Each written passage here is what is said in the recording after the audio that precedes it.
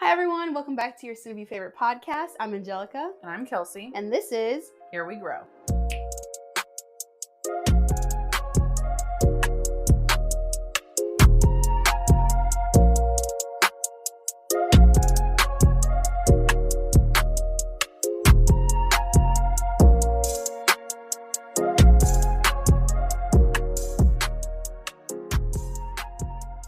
Okay. So, all right. Hey, besties. Hey, besties. We're back. This is Here We Grow podcast with Angelica and Kelsey, in case you forgot, because it's been a while. Yeah, we're back.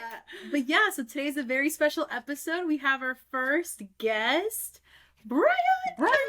Thank you guys so much for having me here. I'm really excited. I've been looking forward to this all week, and here we are. How does it feel being our first guest?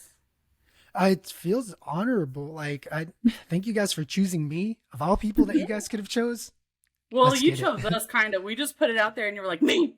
Yeah, It's gonna be me. for sure. We were hoping. We were actually you would hoping. respond. We had a few people in mind that we thought would be good for it, and you were one of the people we were hoping would respond. Yeah. And literally, No, you were like, absolutely. it's me. I'm going to be the one. Yes, I saw Immigrant, first generation, sign me up. Yeah. Well, this episode topic was technically your idea. So we're like, I mean, it probably should be him if it's his idea. We just didn't know if you wanted to talk about it. Yeah. Or just wanted to hear us talk about it. Yeah. No, guys, I just want to hear you talk about it for an hour and a half, please. I'll just remain silent over here in my little corner. Well, y'all are going to talk about it for an hour. No, I'll be in on it a little bit. Brian brought us a game to play, so we're gonna do that first, and then we're gonna get into the topic, which is Angelica. You want to tell? What is it again?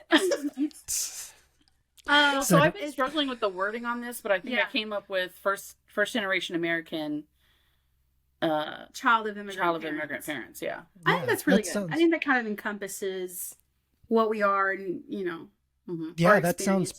perfect. It's a very good wording. I mean, we are children of immigrants. We're in the country of the States, so it's appropriate. Yeah. Yeah, I listened to a podcast.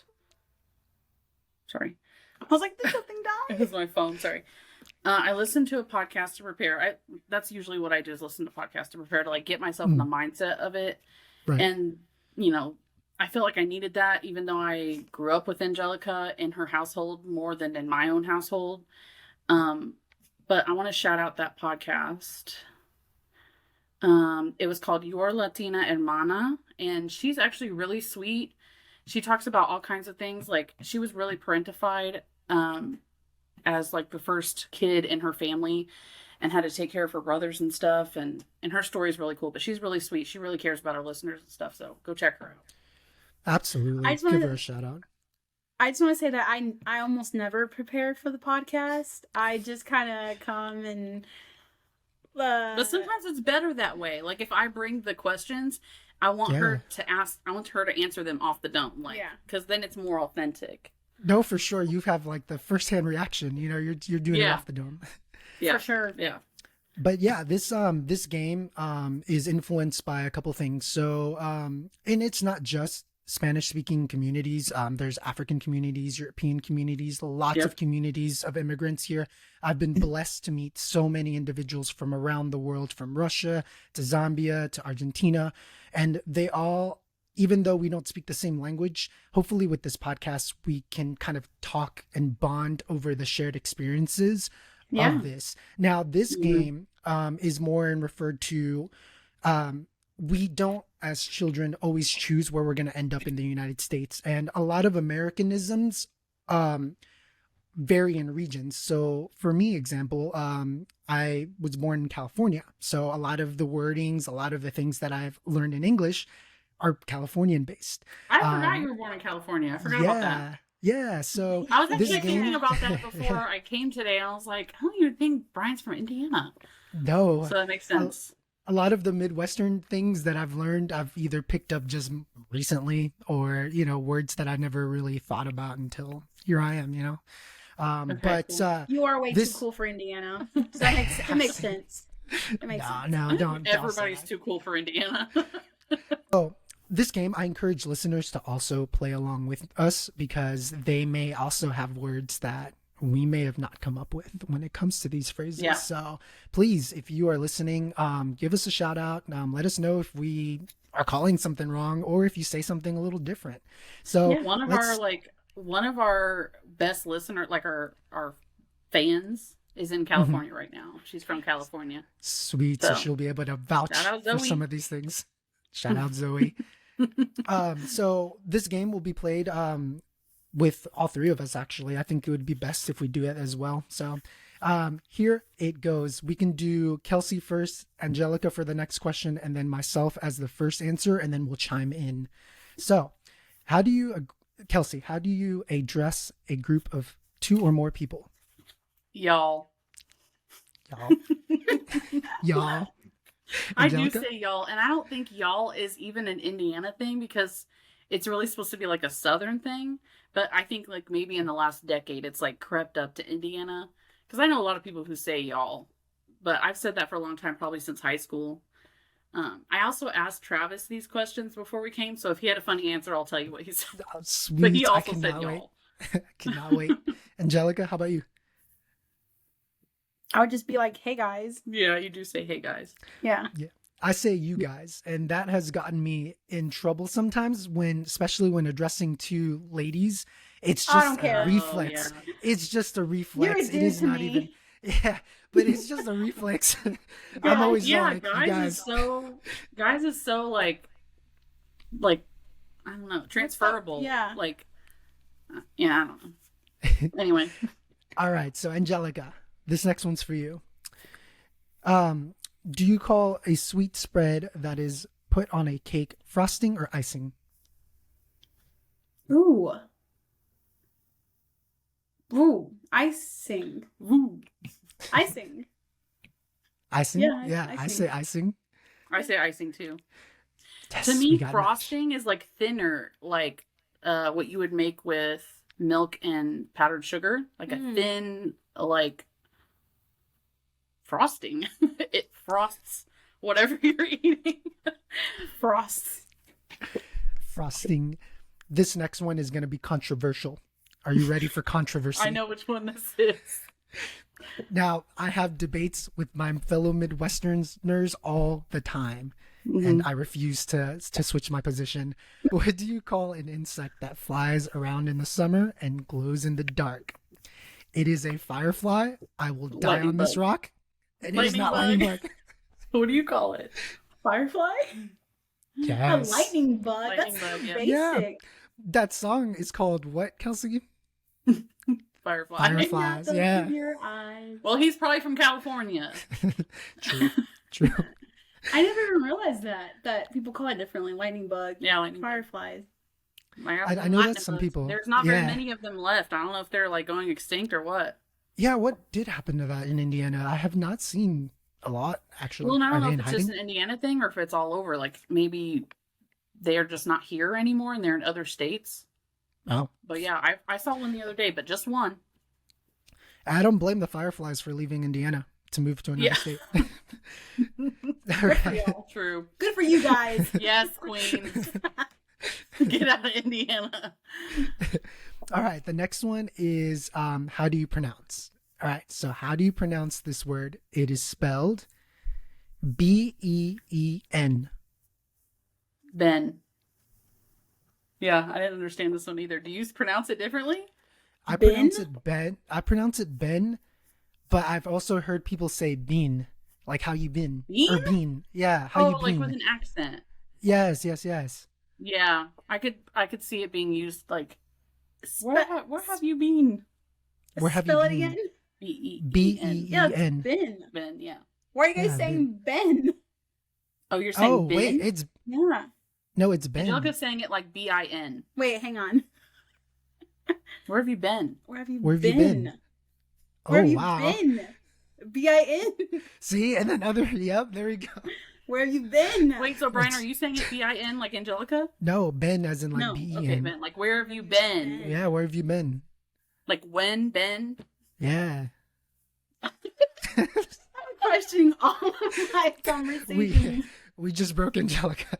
What the fuck? She's having a midlife crisis now. Way to go. Hang on, we gotta rewatch Twilight in the scene where Jacob's like, "Where have you been, Loca? Bella, where you been, Loca?" Do you think vampires have a dialect? I'm just kidding. That's off topic. Oh, for sure. I mean, they've been alive for years. When you just said it, you said Ben. No, I said Ben. No, you said Ben. Where have you been? Did you hear her? She said, "Where have you been?" Where have you been? God damn it! Now I'm second guessing everything in my life. Oh no! Right. This next one is also how do you pronounce? Okay. How do you pronounce this word? AUNT. Aunt. I mean, Okay. aunt. Aunt. You say aunt? No, I mean aunt. Yeah. Well, it depends. If we're referring to a family member, it's aunt. No, that's wrong. Hang on. What? No. I never refer to them as aunt. It's always aunt. So I say aunt if I'm using it like in their name, like Aunt Tracy. But if I'm like, "Oh, how's your aunt?" I say aunt. And I think that comes from people telling me that I say it funny, like it's supposed to be aunt. And so then when I'm using it with other people, I feel the need to say aunt. My aunt. And Travis is like, "I say auntie." Auntie. Yes. How do you say it, Brian? You say aunt? Aunt. Yeah. Aunt. Really? Aunt. Yeah. My aunt. It sounds worse, like the more you say it. Aunt, aunt, aunt. Aunt. Aunt. Mine. All right. And then the very, very last one. Now, this one is going to be, the California listener is going to back me on this one. What do you call a road in which you go fast on and you use a ramp to get off? Interstate. Angelica. She's like, What do I say? you call it. Okay, this is gonna sound so stupid. I always thought a highway is a ramp where you speed up and get off, what you just described. Like the ramp itself. Right. Well, yes, sure. But an interstate actually goes between states. I mean, states. you have a point. Like, You if you're within Indiana and you're on it's a highway, it's not an interstate because you're not going interstates. Yeah, I mean, you have a point there. That is very valid. What did you say? What was your answer, So, Brian? I call it a freeway. And Freeway! We call it Yeah, this is freeway not out called west. freeway here, though. But I'm going to go ahead and blow your guys' mind. If you guys have ever been to North Indy on I-69, when you are exiting towards Binford, I want you guys to pay attention to what that sign says. It says freeway ends. It does. I know what you're talking about. You lost me at 69. But is there just a difference between what a freeway and a highway is? No, I think it's just how people pronounce it and how Really? people say it. Okay. Yeah. I just looked up the difference between highway and interstate. Highway refers to a major roadway, especially one that goes between towns or cities. Interstate refers to a type of highway that stretches between states. Oh, yeah, I was right. So if it goes over multiple states, like 65, it's an interstate, but 465 would be a highway. Oh. Brian, take back your disappointment. No, it's still freeway. But yeah, I freaking knew it. That was the fun English one. I hope also the listeners were enjoying. And also, if you say anything different, please sound off. Let us know. Okay. Okay. So for the one that are you doing the one for Angelica next? Yeah. If you don't, so the next one, if you don't mind listing off the items in English, so that way we can say it in Spanish. Now, Yes. the next one is more in retrospect to the way that immigrant communities have influenced our parents for where they come from. So for Angelica, her parents come from Mexico. My parents come from El Salvador. There has been not just Spanish and native influence in our language, but also in Mexico, there has been Eastern European influences in there, and it's predominant in the music, especially what's the music where you bounce up and down? It's like Duranguense, is it? Yeah, We yeah. bounce in all of our songs, okay? Okay, my bad. But yes, Duragense. Yeah, it's polka. You guys bounce too at Punta. Yeah, Hondurans, but yeah, you got a point there. Yeah. Got a Sorry. Ooh, she's getting canceled. What's your like predominant music? Over there it's like hip hop, cumbia, salsa, things like that. Oh yeah. Yeah. That makes sense. reggaeton, etc. Really? Yeah. But this one, yeah, for El Salvador, it's a little more interesting. Not more interesting than the Mexican. It's just it's something that's even more far-fetched than Eastern European. We have influences of Palestinian with Palestinian refugees that came over, and it's also Yep. known with the president, the current president, who is of Palestinian descent, immigrants or a child of immigrants of Palestine. So That's interesting. the words that Kelsey will list off, we will just say what they are in Spanish, and we'll compare. So I also, plot twist, looked up the Google Translate version of these words just In to Spanish? Yes, in Spanish, just to compare what like the Spain, because I'm sure it's derivative of Spain Yeah. version is. Mhm. But okay, Q-tip. All right, Angelica. Cotonete. Isopo. Sopo. Isopo. Isopo. Mhm. Okay. Does that mean anything to you? Nothing. Does that mean anything to you? It's nothing to me. It's isopo in the Spain Spanish. Mm-hmm. So closer to Brian's. Mm-hmm. Okay, blanket. Cobija. Cobija. Yeah. Okay. Similarities. This one says frazada. Frazada. Nothing to Never me. heard of that one. No. Brian's like, Well, we all know Google Translate's not always 100% accurate. Dirty. Sucio. Chuco. Chuco. Google Translate Mhm. says sucio. Sucio. Oh man. Kids. Niños. Cipotes. What? Yeah, cipotes. It's Beni cipote. Wow. I feel like if Yeah. Angelica was listening to your family talk, she would not understand Oh, anything. Yeah. I've Yes been and in your no. household. I'm just like, the fuck are they saying? Yeah. We use in El Salvador we use voceos a lot. Similar Yeah. to how Argentina they'd say, "Hey, vos vení para acá," and Yeah. and it's conjugated a little differently too. Yeah. So is it the same way for you, Brian? Like if you were in Angelica's household, would you be able to understand what they're saying, or it's hard for you too? No, I would most definitely. I would best compare, if this makes any sense, I would best compare Mexican Spanish to how Canadians speak. There will be just maybe one or two words that sound a little different, but generally you can understand it. I would compare Caribbean people with the way that that's a rough comparison. I would say Argentinians are more like if a New Zealander comes up and starts talking to you, it's like there are some words there, but oh my god, what is happening right now? You know what I mean? So, yeah. Yeah. Uh, For sure. Okay, so the next one is dog. Perro. Chucho. Chucho. Chucho. Chucho. Chucho sounds cuter. Yeah. Chucho also sounds like a name. Yeah, like Yeah. you could name your dog Chucho. Yeah. Well, it is a nickname too in El Salvador. Like Salvadorians love nicknaming objects to people for some reason. A A dog? dog is not an object. Yeah, it'd be like, oh, Chucho, any. So, Oh, what does Google say? Perro. Oh. yeah. Police. Policía. Chota. All these Lots of words. Mhm. You just Sure. in his In- you just yeah. in his house hearing Yeah. Cha-cha-cha-cha. Cha-cha-cha-cha.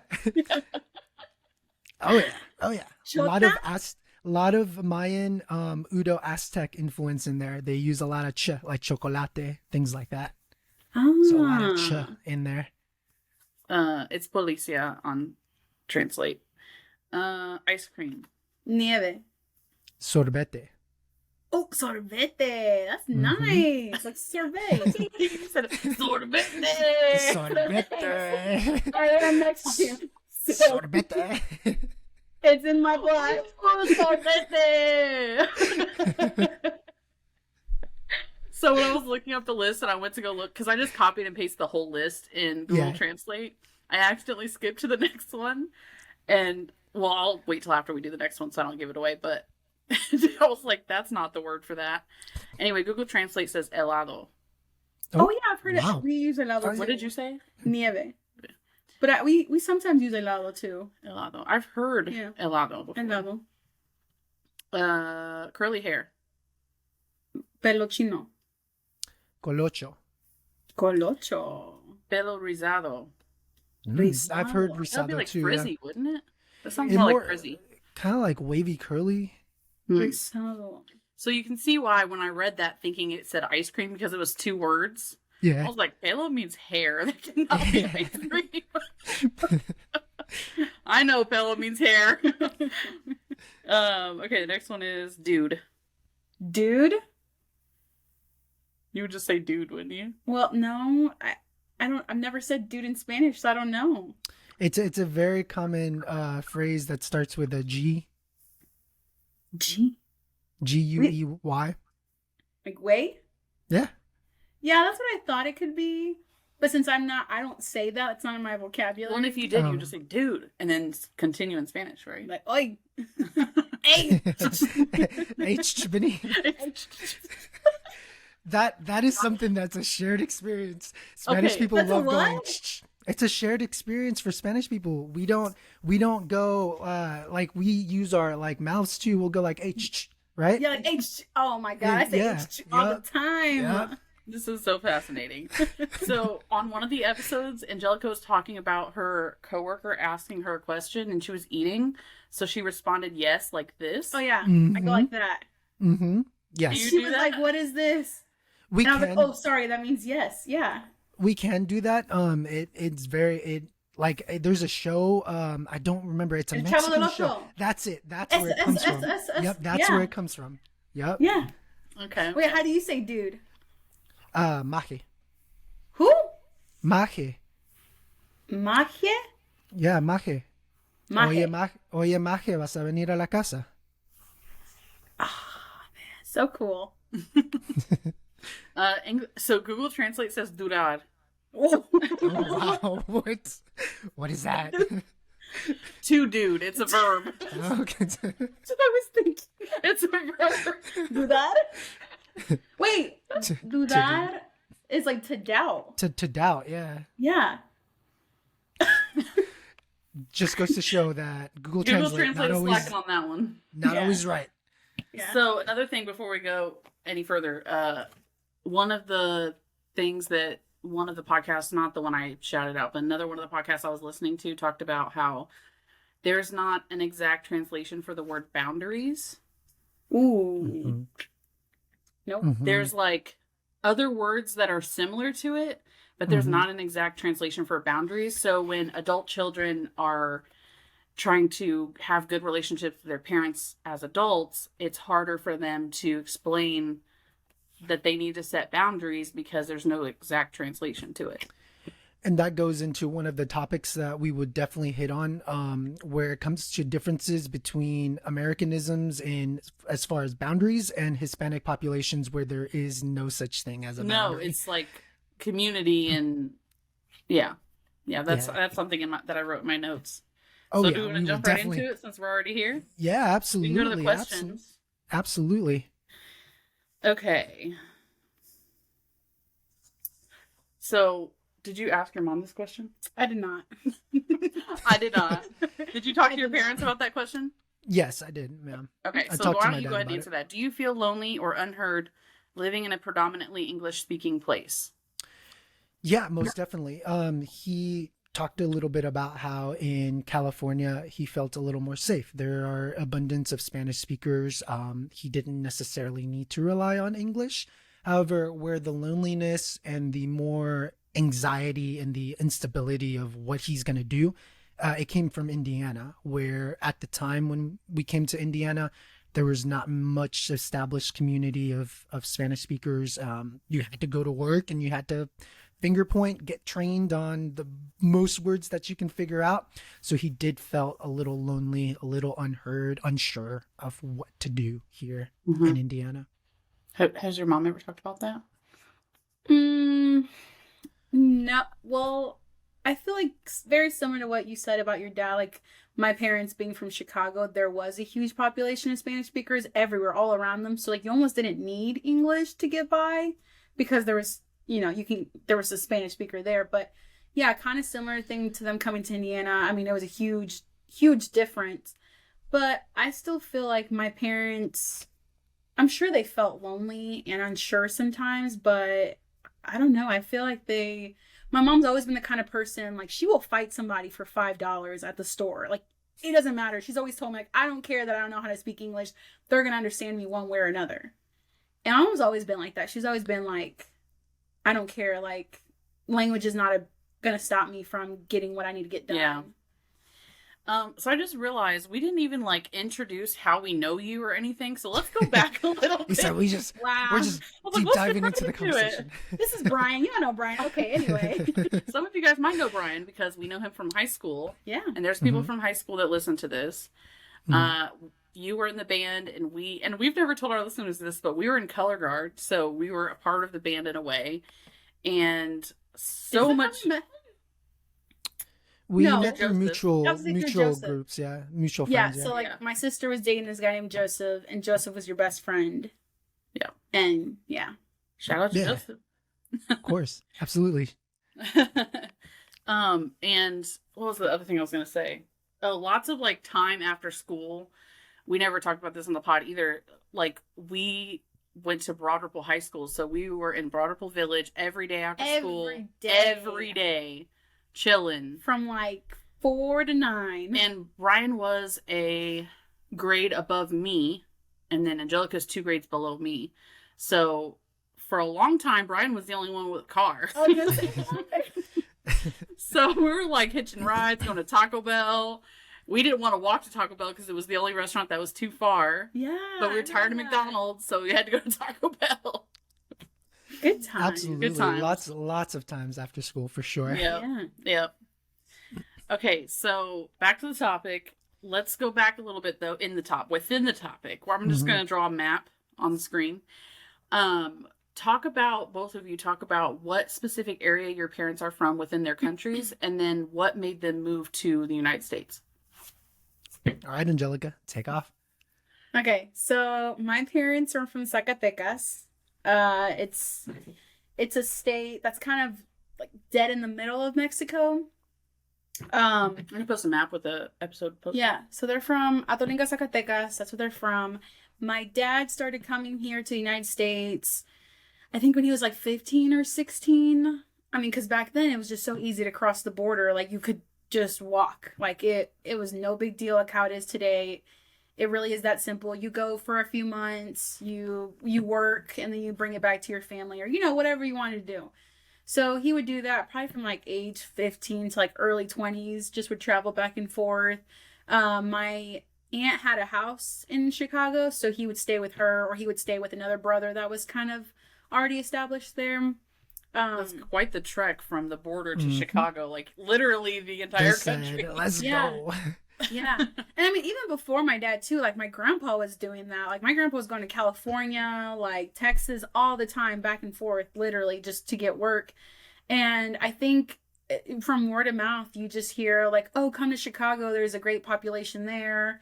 There's all these resources for you. And then eventually come to Indianapolis, because it's just cheaper than, Chicago, obviously. So that was their pull to moving to Indianapolis, because it was cheaper than Illinois. Yes. Illinois. Yeah, and then once he got married to my mom, then tried to bring her over. There were a couple times where she couldn't come over for, whatever reason, but they made it through. They came, and yeah.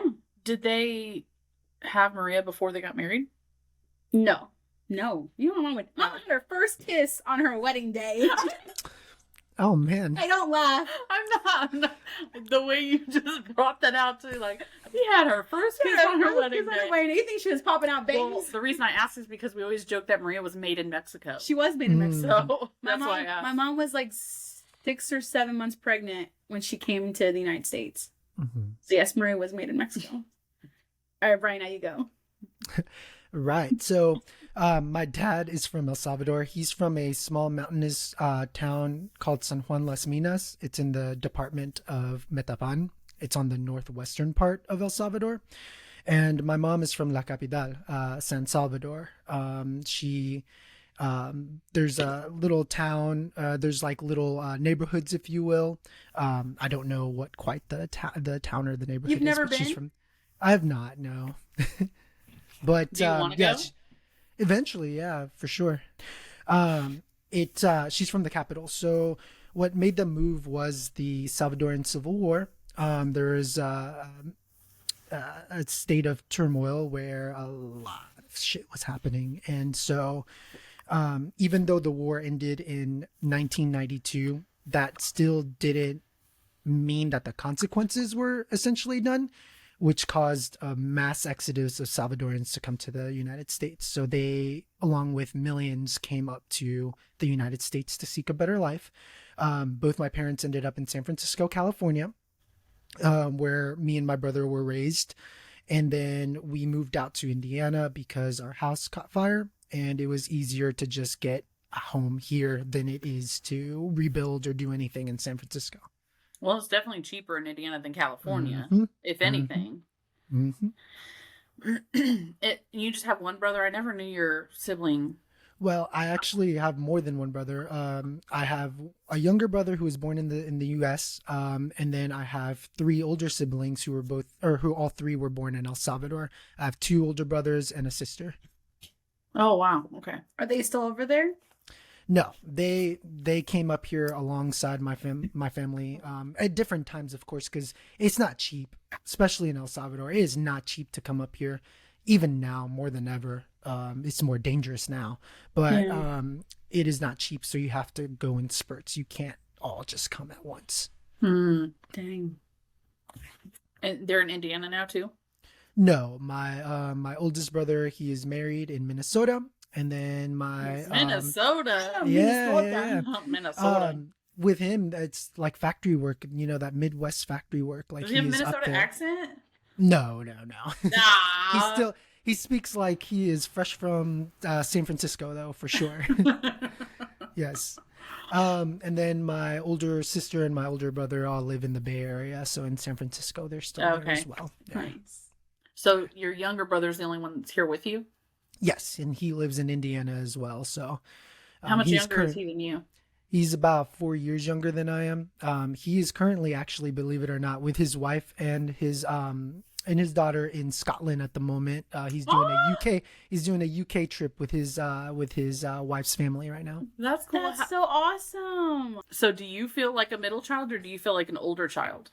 It's a different experience because I feel both, in the sense that my older siblings are mature. They graduated, they have families, they're on it. Even when they came at a young age as teenagers, they were able to get their grind on through different paths, of course. But they speak English really well. They have assimilated fine. In the other sense, with my younger brother, I feel eldest there because we are at an age group that's closer. And therefore we both have kind of shared the same experience of being in California, coming to Indiana. Even more stranger for me is because I'm the oldest of the two, I was more relied on with interpreting, going to doctor's appointments, figuring out how to do taxes at the age of 12, for example. I was relied for everything. And looking back at it now, I'm like, Mom, I was 12. What do I look like about knowing what an affidavit is? You know what I mean? So yeah, it's crazy. I just learned what an affidavit was like 2 years ago. There you go. See, it is crazy, but it is necessary. And I know that is a shared experience, especially with someone that's considered the older sibling, or I want to say the older of the generations, even if you have siblings that were born. It is a shared experience. You are relied on to push through school. They didn't bring you here, or they didn't come to this country for you to not finish school. You must know how to translate back and forth. Figure it out. I got you internet for this reason. That kind of thing. I got you internet. Yes. Like going back to what you said about taxes, like even like you said, going to doctor's appointments and then having you don't even know the words in English, these medical terms, and having to translate that in Spanish. You're like, what? I don't know what the fuck that is. Like, how am I supposed to? Or if it's like, God forbid, delicate news that you have to deliver to your, your loved one. It's like, how do I say this? I just can't imagine. Thankfully, I've never been in that position, but of course, some people have. Yeah, I don't even know how I was able to do it. I mean, we just push through it, and if not, we point at things and we figure it out. Yeah. I was gonna ask. Well, so the difference is that you're closer to Maria's age than you are to the twins, because you and the twins are 4 years apart. But that's the same for him and his younger brother. But you and your older sibling is closer. So, But I also feel like because Alex and Jerry had each other to rely on, so they were a lot closer. So then it just left me and my sister. Not that it left us, but you know what I mean. Like we were the girls, they were the boys. Yeah, and we've talked about before how you being close to Maria's age contributed to you eventually being in our friend group. So, like, we wouldn't be friends if you weren't so close to Maria's age. I don't think. Do you feel like the responsibility he was talking about like laid on you just as much as Maria, or no? I actually didn't realize how much pressure and expectation was on Maria because I never had to think about it because she's the older sibling. She's the one taking care of everything, right? And I didn't really start to notice it until she moved out of the house, and then things fell on me. And I'm like, well, can't you call Maria to do this? Can't you like talk to her and do this? Or like, no, like you're up, like you step up or whatever. Yeah. And I never truly realized, I did some translating, of course, but it was always my sister. Even my aunts and uncles, they would call my sister. And then it got to a point where I was even offended. Like, I can translate. I can go with you.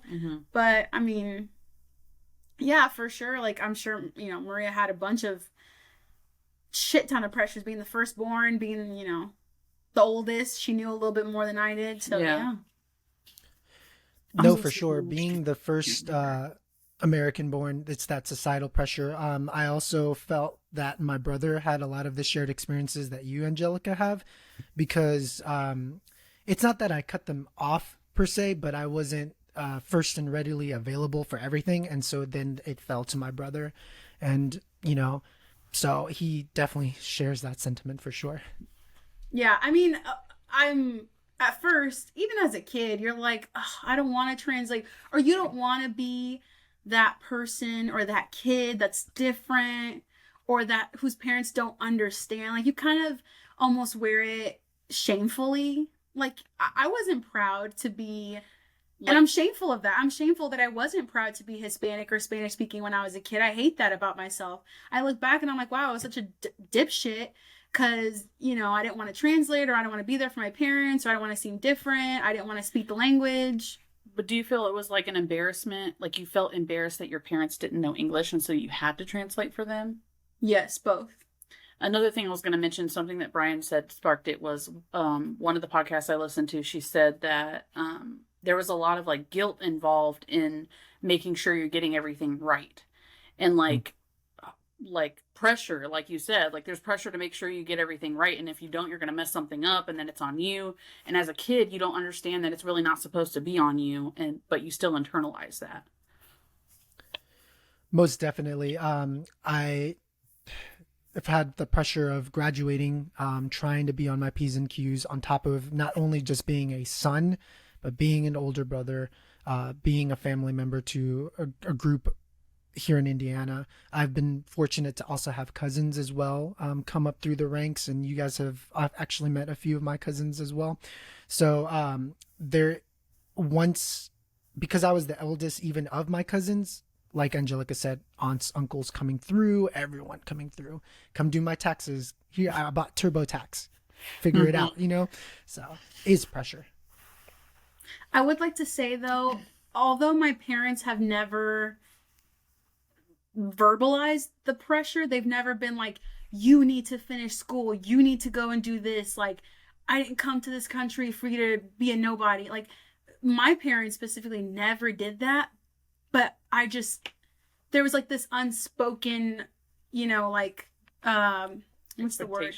Yes, like an unspoken expectation. And I don't know if I heard it somewhere or maybe like through movies growing up and I'd seen that I'm like, wow, like I know the importance of my parents' sacrifice, and therefore, like, I have to be somebody. I have to do this. Like, there is no, failure is not an option. I can't just not do it. And, like, I almost think back and be like, you know, when I was a kid, I wanted to be like, I don't know, a talk show host or something. Mm. But that wasn't reasonable and it wasn't like necessarily attainable or easily to get to. So I had to take the safe route, and that was education. You get what I'm saying? Like, you can't really Yeah. follow your dreams or what you specifically necessarily want to do. I mean, you could, I guess, but it's not the safest option.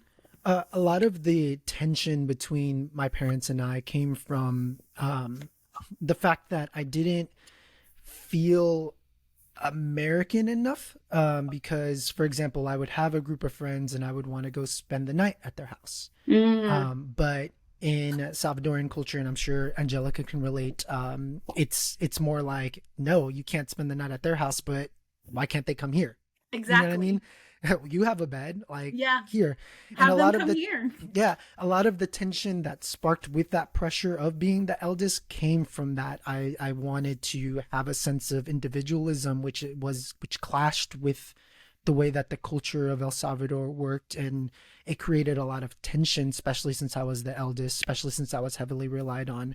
I wanted to kind of have a life at a certain and be a little standoffish, which sounds like a jerk, sounds like a dick, but it's just the clash of culture right there. Mm-hmm. For sure. I want to go back to what you said a little bit because, again, one of the podcasts I listened to, they talked about how, like, in Hispanic culture specifically, when you're an immigrant and you have children, the focus is on success and not on passion. Who cares about your passion? Success is the number one priority. And that kind of goes back to what you were saying. Yeah. Also, you said you brought up talk show host I know you laughed. I was like, bitch. because we're a talk show host right now. I know. So look That's at why I you, laughed. I was like, does she know we're I'm talking living my dream. Mama. I made it. Mama made it.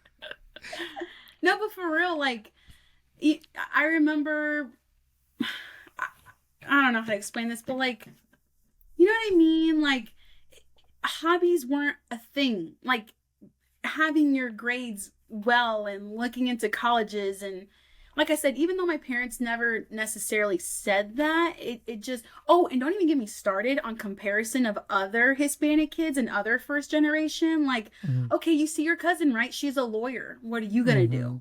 Like, what can I brag about you to Mhm. when I go over there? Like, what can I brag about you? Mhm. And it's almost like, well, shit, like, I can't fuck up. I can't do drugs. I can't ever go to jail. I can't ever have a huge scandal or be a human because I have to be perfect.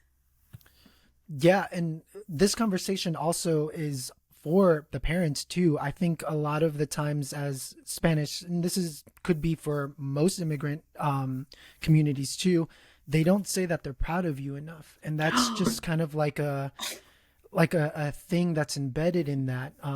Sometimes it's nice to hear that. However, and there's trauma with it too, and there's just generational trauma with it Yeah, like as my well. daddy never told me he was proud of me. My dad never told me he loved me. I don't give a But shit. Look how you e- turned out. Like, Yeah, even that little spark will help, and I hope that if an immigrant is listening to this podcast and they're raising their child as first generation, be proud of the little things that they do. I know it sounds silly for wherever you were coming from, but be proud of them for who they are, because that'll go a longer way than the pressure. well, yeah, like my parents would say, like, you think I'm not proud of you? Like, of course I'm proud of you. Okay, then say it. Yeah, Like, it's just- important to say it. Just say it. Oh yeah. I want to also bring up another thing, and Angelica could also chime in on this. Another point of tension. And by the way, my parents raised me the best that they could. I'm going to acknowledge that. Like, Disclaimer. no disclaimer. They did their best. Like, Yeah, they absolutely. had a rough childhood. At the age of 16, 17, they had to go through a civil war. Your brain's not even developed, and you're seeing like dead people on the street. You know what I mean? Yeah. And no, so yeah, for sure. they had it rough. However, that doesn't take away from the clash of cultures. Another clash of cultures point of contention is my favorite holidays now as an adult are, believe it or not, Halloween and New Year's Eve. And it was because as a child, I never got to celebrate those holidays. a little backstory on this. My mom is super duper religious, and my dad is what you would consider a convenient Catholic. And so therefore, well, therefore, he was a lot more lenient with it, but my mom was not. Halloween, you would think that Satan himself arose from the dead and came to take over the world. So Yep. I was never allowed to go trick-or-treating, never allowed to dress up. And it shows in my adulthood of why I look forward to those, because I never got to experience that.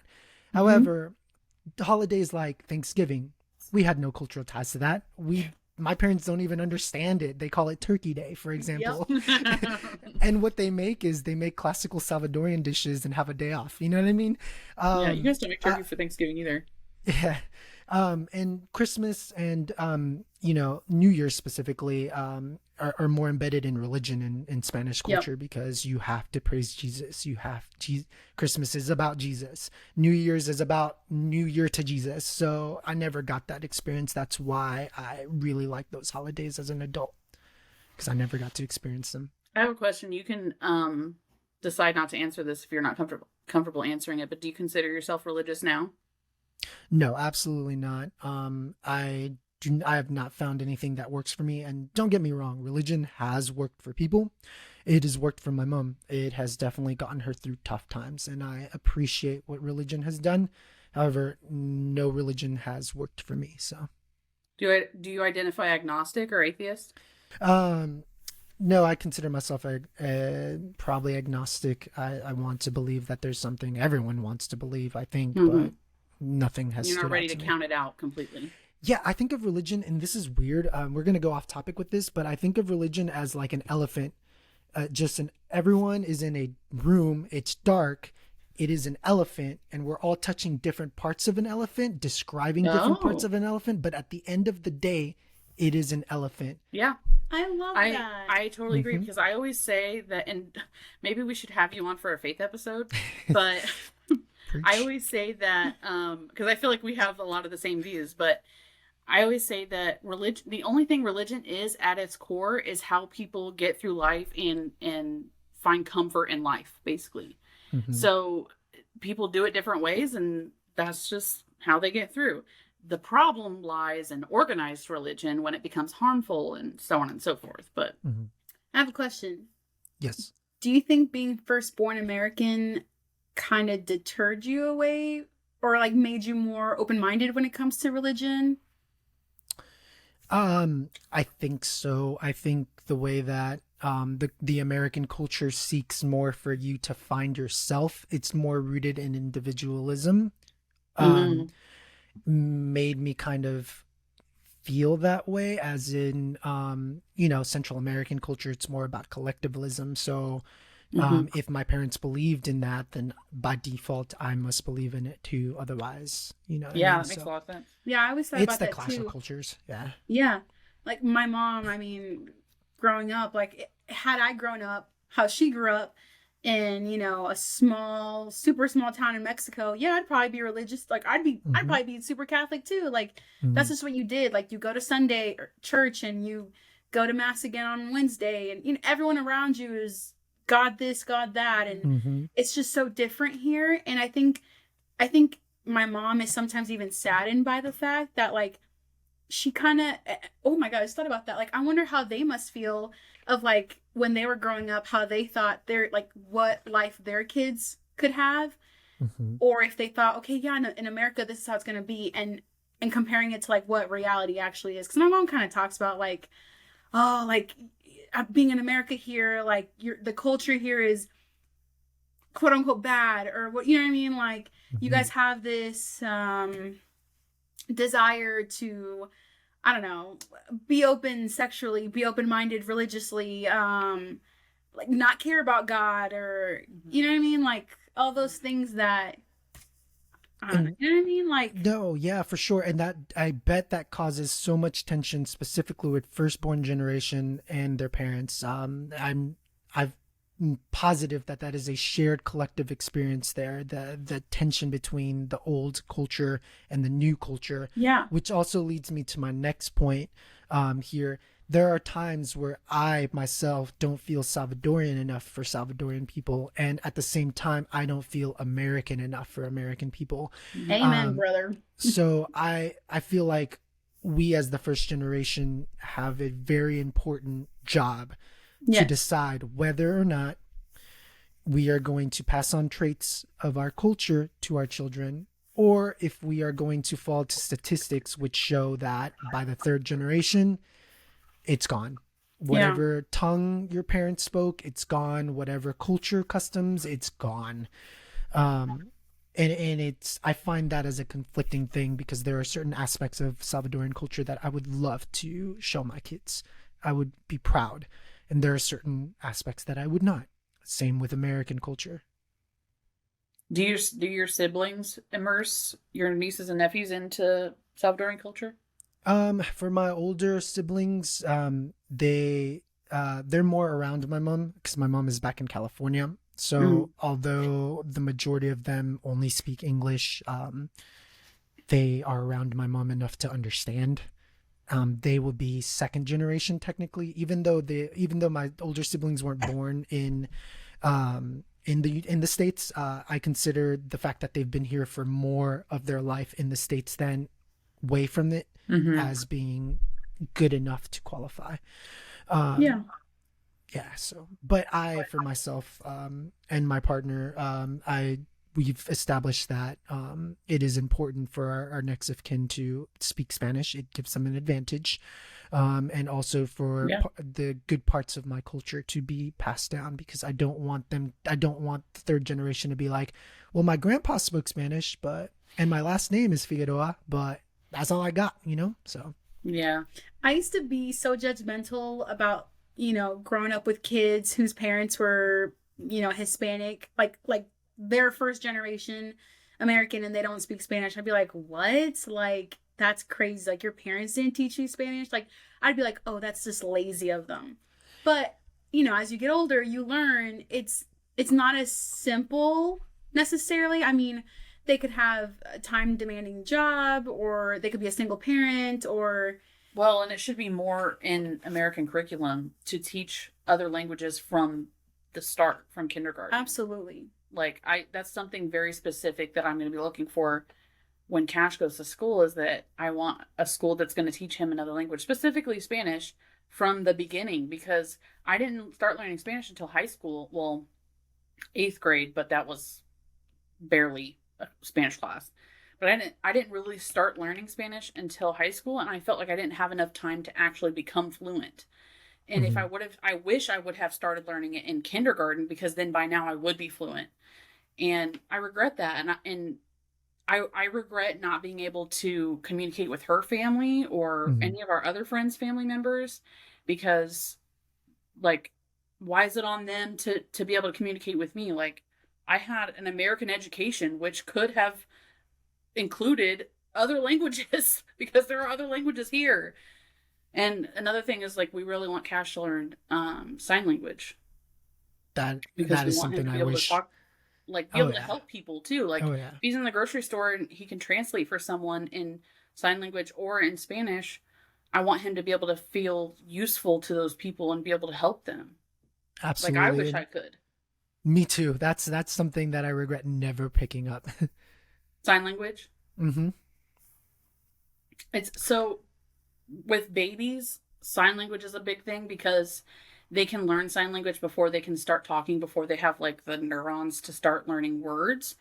And so we've taught Cash a lot of sign language that we've just learned as we go, like the ones that are important, like more and milk and yes, and like all these other things. And it's kind of easy. Not to say that learning sign language is, like, too easy or whatever, but it's easier than you think. So, Yeah, and speaking of child development, in that nature, so a little thing about me growing up, so I grew up in a Spanish only household, so therefore I was only ever exposed to Spanish in my first years of life. My parents did their best to try to show me English shows. I would watch maybe Barney, maybe, and that's if they're feeling generous without watching telenovelas, right? Mhm. So when I came into the school, I was fortunate, and I know some individuals are not as fortunate as I am, to live in a state where they can do both. And that really helped me out a lot. From coming in as pre-K, they put me in a Spanish English kind of immersion, if you will, and they just brought me all the way up until I left California, which I was Mhm. thankful for, because there would be times, and even now, even right now as an adult, where I associate Spanish words with certain things and I don't know how to say it in English, and vice versa. I don't know how to Mhm. say Yep. it in Spanish, but I know how to say it in English. For Same. example, a Philip. I only learned what a Phillips screw head and a freaking, now I'm not. What's Flathead. the a flathead was called about a year ago, because I did work with my dad and we just fired it off in Spanish. A lot of, also, my girlfriend makes fun of me for this too sometimes. I can't think of kitchen terms like a stove, for example, or like we would do HelloFresh, and this is not a sponsorship. And I Not asked her, sponsored. Yet. not a sponsor, and I asked her, what's simmer? What's simmer down? Does that mean to like cool it?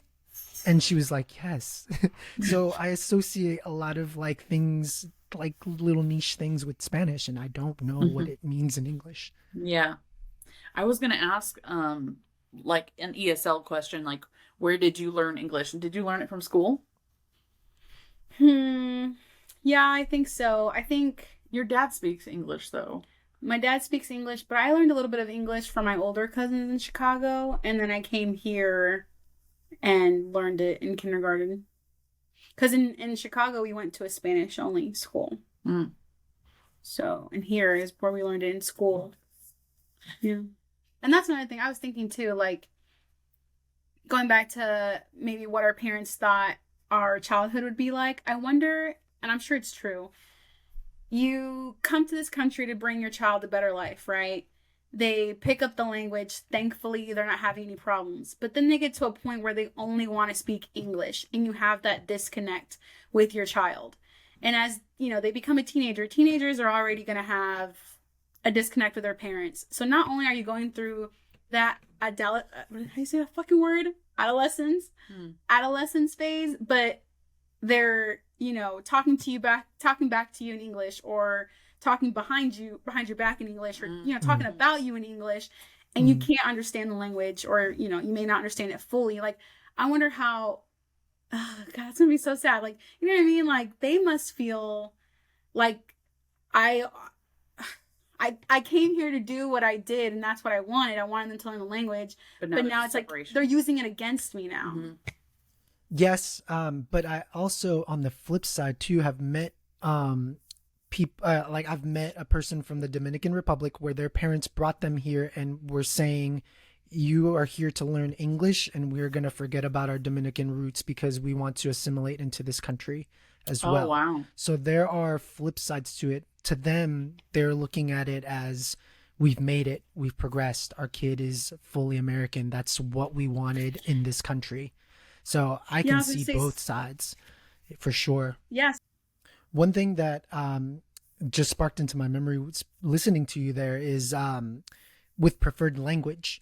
Now, bilinguals, please let me know. And if you're listening, please let us know if this is true or not to you. But um, when you think, a bilingual thinks, for me, I think in English logically, but when I'm Same. mad in my thoughts, I'm Spanish.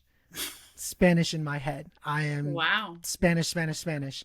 So I don't know if Angelica has that preferred language of Is thought. it the same for I you? think that Preferred that's, language is English, yeah.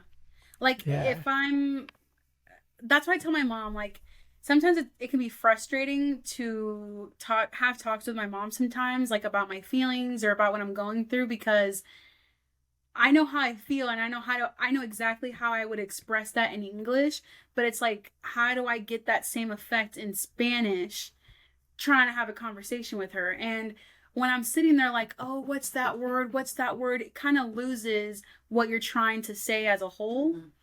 So, Lost in translation. yeah, and then you're just Mhm. frustrated at that point. And then, I might just be like, you know what? It's fine. Never mind. We don't have to talk about it. You think your sister has that issue too? with her? Sometimes, yeah, she's told me. For me, being emotional is definitely Spanish because, like you said, I try to find words to express how I feel, and it's in Spanish. Like, I mean, that is how that works, you know? But I Yeah. just think it's more colorful to express yourself in Spanish. Spanish has a very diverse choice of words that you can use to describe Mm-hmm. any sort of situation that something in English just doesn't hit, you know? So, Doesn't hit. Well, and all yeah. the probably feels Yup, all that. better.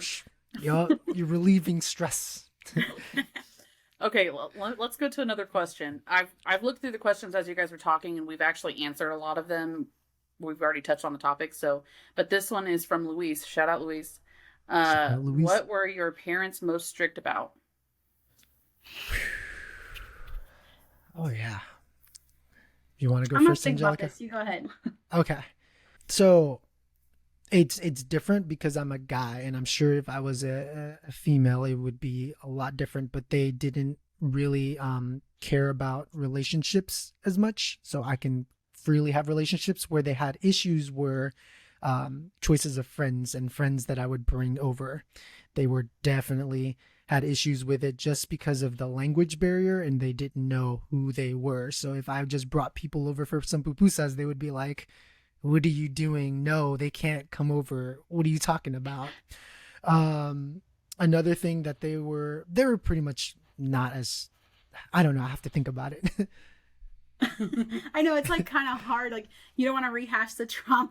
Well, and it's like, what were they Yes. strict about in relation to your culture and like your heritage? You know? Oh, Well, kind of like how you were okay. saying, like you can't spend the night at people's houses, but they can come. They can come to you. If you go out on Saturday, you can't go out Sunday, or if you go out on Friday, you can't go out Saturday. I forgot Mm-hmm, about You that. can't have fun 2 days in a row. That would That's affect me Mhm. too. That's Mhm. unacceptable. That would affect me too because I'll go over there Friday night and we would go out somewhere Friday night to the movies or something. We can't go nowhere else the rest of the You have to weekend. stay home Saturday. There was a rule to the exception, which we found a loophole, my cousins and I. And it's funny that my cousin is the one that sent this question. Is the loophole is that if you're hanging out with your cousins, then those rules don't matter because Yeah, it's because your they're not cousins. friends; they're family, so it's Mhm, okay. mhm, Your mhm. cousins can take you out. That's fine. Yup. That's funny. Yeah. So, oh, and my mom was really strict about only speaking Spanish in the household. We could not speak English in the household growing up. I mean, obviously, when I got into college, she was a little bit more lenient on it. Like she almost didn't really care. But yeah, it took a long time. She was very strict about only Spanish in the household. Let's see. I think one thing that also came to mind for me is they were strict about parent teacher conferences. They have a different relationship with that. So in a normal household, you do a parent teacher conference to get to know the teacher, celebrate things, get the new year started. A parent teacher conference to me means that I'm in trouble. And so Yep. therefore they have to, and of course they worked their ass off. Like they literally put in work. They're hard workers, but they had to take time off of that. And if I was in trouble, a parent teacher conference does not mean meet your teacher. It means you're in trouble. It means you did something bad. Mm-hmm. Yeah. And so then it's your fault they had to take off work and Mm-hmm. hmm Did you have more? No, but I've kind of taken off work too. I feel like Hispanic parents or immigrant parents taking off work is not as easy for them because 9 times out of 10, the jobs that they have aren't very lenient about that. They don't have PTO. You know what I Mhm. mean? Like they don't have, No benefits. or if they have PTO, it's for necessities. So like a doctor's appointment.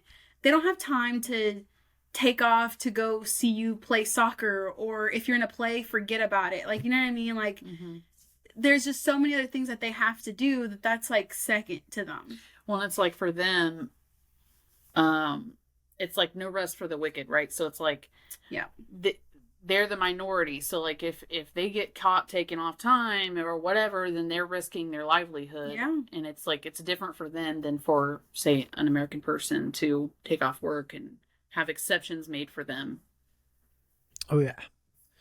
I want to say besides bringing friends over, because like I also didn't have open houses because that just doesn't exist. They're like I'm sorry, did it cut off? No, you're good. Oh, okay. Yeah, just open houses You were just doesn't smiling. exist. Oh, I'm like, Did I'm it over look here like we what? froze? Yes, it did. I was like, We were waiting for you to talk. waiting for you to get to the point.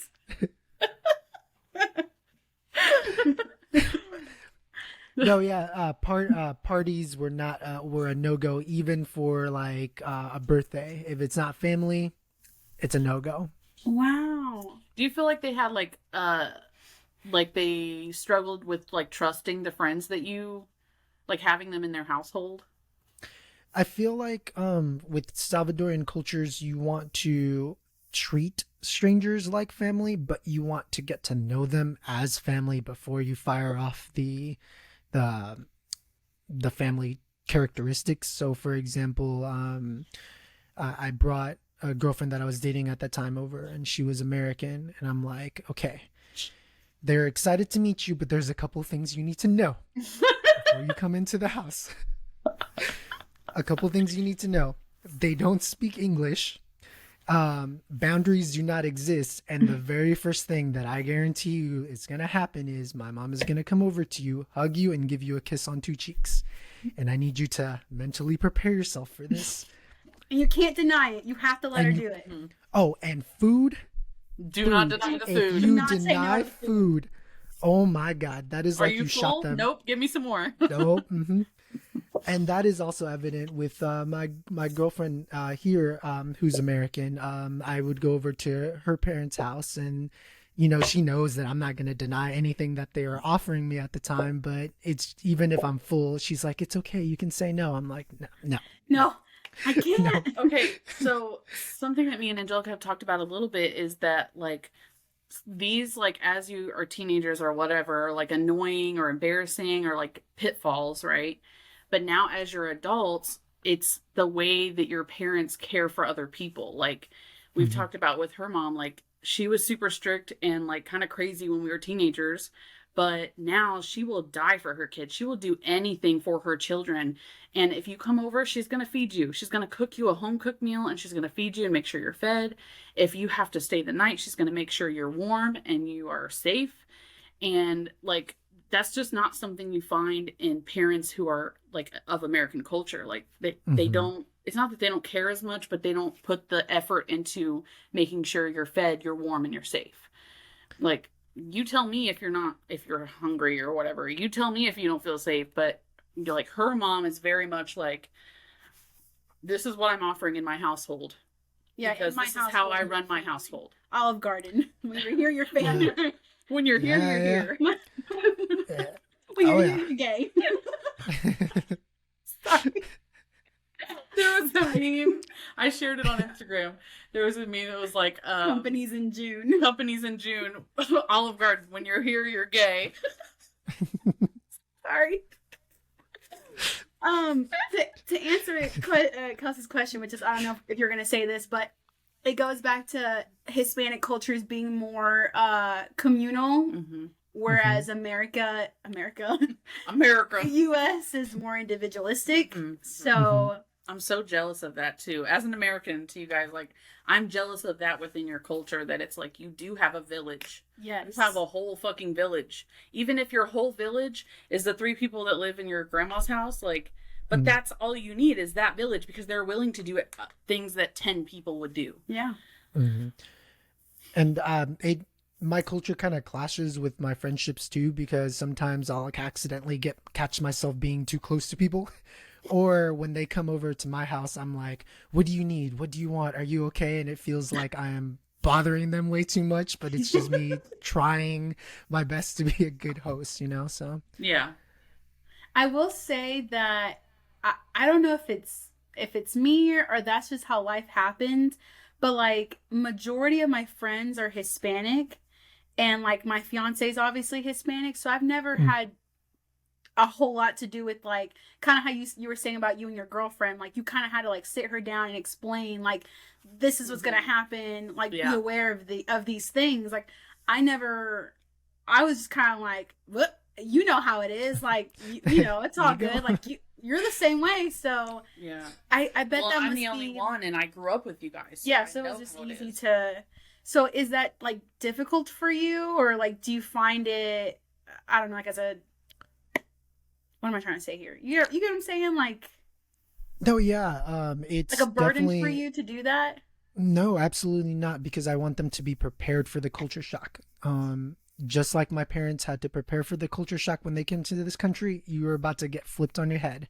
And I think Mm-hmm. a lot of people in the States take for granted that they have cultures around them and they need to kind of branch out a little bit and Yes. explore, Mm-hmm. because there's a whole beauty of things, a beautiful thing. So therefore, when I bring them over to, and what's a downside with my current girlfriend at the moment is that both my parents are not in Indiana at the moment, so it's a Oh, little difficult. But um, I'd say I prepare them the best that I can, with differences that I've picked up from both cultures to prepare them for the culture shock, because it is a culture shock. Imagine just coming into already having the anxiety of not being able to speak the same language on top yeah. of mannerisms, on top of, hey, by the way, don't refuse this. Yeah, That different anxiety. customs. Yeah, that anxiety. So I try to prepare, you know, for the best case. Go ahead. Go ahead. I was gonna say I wanted at some point in this podcast to say this, and I think this is very fitting. Is that something my parents have always told me is like you could be the first Mexican someone comes across, like Yeah, comes comes across. across. Yeah. I almost said comes across too, and I'm like, wait, to where? You could be the first, someone's first experience with the Mexican or Mexican American, or Salvadorian Mexican, or something. I mean, there are Salvadorian Salvadorian American. Mexicans. There are Salvadorian Mexicans. Oh, I bet. Oh my god. Okay, There she goes talking too fast. my mouth is just, it just Her doesn't. feelings and her, what was it? Her thoughts and her feelings and her feelings. Okay, anyway, cut all this shit out. You could be He said, don't run it back. We're laughing so hard. You could be someone's first encounter with someone who's Hispanic, so you want to give them a good representation, like show them your best qualities so that they don't say like, because a lot of people, that's what they do. They meet one person from one race or ethnic group and they just assume they're That's all true. like that. Yeah. So you come across someone who's Mexican, and you didn't like necessarily how they were. It's like, oh, I don't like Mexicans because this one time I had one experience with one person. Right. So And it wasn't even something that happened that drew them back to their Mexican ship. Like, yeah, it's just who they were. So that's something that like my parents have always told me. Like you just want to make sure, like, well, just in general too, like just be a good person to everybody because I mean, but specifically because you are representing who you are. what I was going to say, going back to what Brian said about Americans like not taking advantage of other cultures being around them, is like, I know we shit on like us having a public school education a lot, but I'm actually like, when I look back on it, I'm really grateful that I had a public school education, because if I would have had a private school education or like a charter school education, I would not have been so immersed in culture. I would not have 4 Mexican best friends, or my husband is black. Like, I would have never met him if I didn't go to private or public school. And so it's like, another thing looking back when I was thinking about this was when I first met Travis's mom, it was after a couple of weeks of us dating, and I remember him telling me ahead of time, like, she's not really fond of white people, so I'm not sure how this is going to go. I was the first white person that Travis had ever dated, and she was very standoffish to me when she first met me, and for the first few weeks. But in my head, I was like, no, it's fine. Like, I didn't take it to heart because white people suck. So, of course, she's probably had bad experiences with white people. You heard it here first, folks. And so, White people, I'm just kidding, I can't say that. I was like, to me, I thought, I'm not your average white girl, so I'm going to make sure she knows that, and make sure she knows that, like, I'm a safe person. Like, back then we didn't have that phrase, but I wanted to make sure she knew that I was a safe person, and, like, I am cultured in a way. I have been immersed in multiple different cultures growing up, and I'm not going to be this whatever version of white people that you have in your head that you've had to unfortunately deal with. And she's in her 60s now, so of course she grew up during a time where it was much worse than now, or much worse than the time that me and Travis met. So I'm really grateful for my public school education exactly for that reason. One thing I do want to say is that there are shitheads in every race.